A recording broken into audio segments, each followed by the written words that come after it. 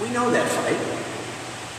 And we know that having a multi-million-dollar building can be a blessing. But we also know that it can be a burden. I know personally what it's like to live in Pastor Julian's shoes, thinking that the church should be open to everyone, and having members leave because they didn't want to share this facility with people of other nationalities, races, who didn't believe exactly the way we believe. What this is all about is misplaced zeal that tries to control God. That's what Peter wanted to do in today's gospel. He had just finished confessing Christ as the Messiah, the Son of the living God. And then Jesus tells him and us what that means. Jesus says to Peter that it means that his friend would suffer and die. And Peter just hates that idea. Who wouldn't? Let's not be too hard on Peter here. Jesus had come along and given his life meaning, fulfillment, wholeness, a sense of purpose finally. And besides that, Jesus was Peter's friend.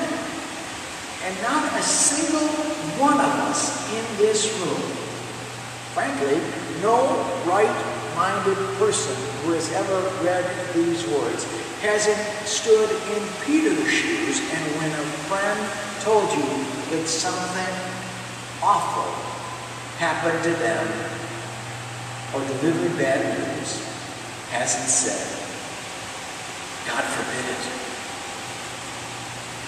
That's why I think Jesus had to react so swiftly and strongly to Peter's words, which has also been translated, God would never let this happen to you. Jesus had to react because there was a real temptation being put before him. He could go home, go back to being a carpenter, raise a family, retire, live to a ripe old age and die of natural causes, or he could continue on his journey toward Jerusalem.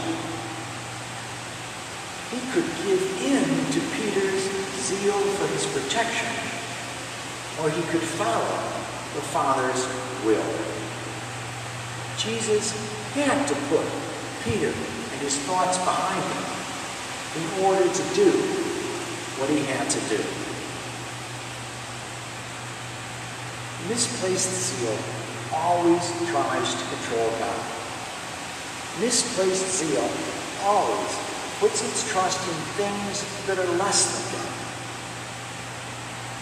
Misplaced zeal spends enormous amounts of time and energy trying to stand in the way of God's will, instead of standing behind the people who are trying to carry God's will out. Misplaced zeal spends more time attacking than it does affirming. Jesus puts Peter behind him.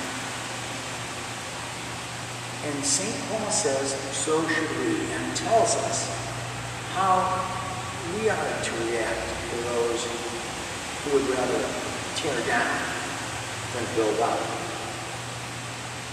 First, he says, never let them take away your zeal for the gospel. Do not lag in zeal. Be ardent in spirit. Serve the Lord. Serve the Lord above all. Pray with those who need prayer. Weep with those who sometimes need to weep, and weep with them. Party with those who lead someone to party with. In other words, live out the gospel. And to those who would attack you, be as kind to them as you can. And then leave them in God's hands. Here's what Judean said about his critics.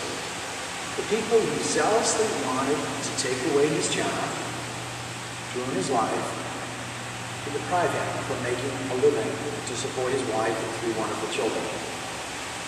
Here's what he said in an article in Christianity Today. My commitment is to speak about those who oppose me in a forgiving manner, in a Christ-like manner. I will, by God's grace, do the best to take the high road, to not disparage anybody, to operate in a posture of understanding. Some of those people only had one pastor ever. So that's going to be hard for them. So I'm very much working hard to treat those who oppose me in the way God treated me, the way Christ treated me. He learned how Christ treats all of us from his grandfather, who spoke about Christ's unmerited love and grace to millions. Billy Graham and his grandson have a zeal that is firmly rooted in the gospel of Jesus Christ. May we, like them, do as well, in never lagging in our zeal to serve the Lord. And may that zeal never be misplaced.